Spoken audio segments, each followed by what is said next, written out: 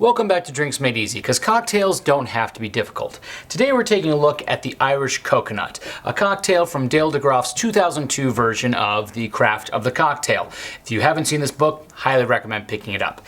Now, he doesn't really tell a whole lot about what he was doing when he created this cocktail. We're cakes for nothing! But it is a great drink that I highly recommend, especially if you're looking for something different than your traditional pina colada or island drink during the hot summer months, or if you're like me and you like something with a bit of sweetness and cream during the cold months, this drink is a definite must try.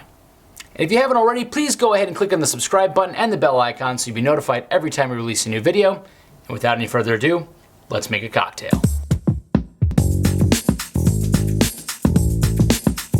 To make the Irish Coconut, you'll start with 3/4 ounce of the Irish cream of your choice.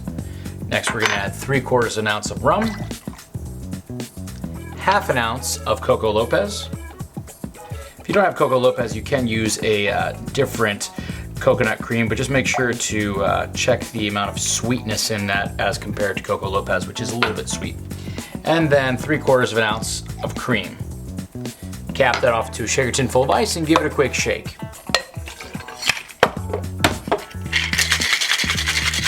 Pour into a Collins glass filled with ice. And then top it off with 2 to 3 ounces of soda water.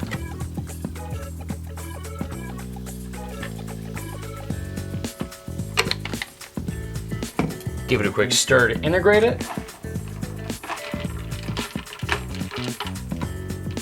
And easy as that, you have the Irish Coconut.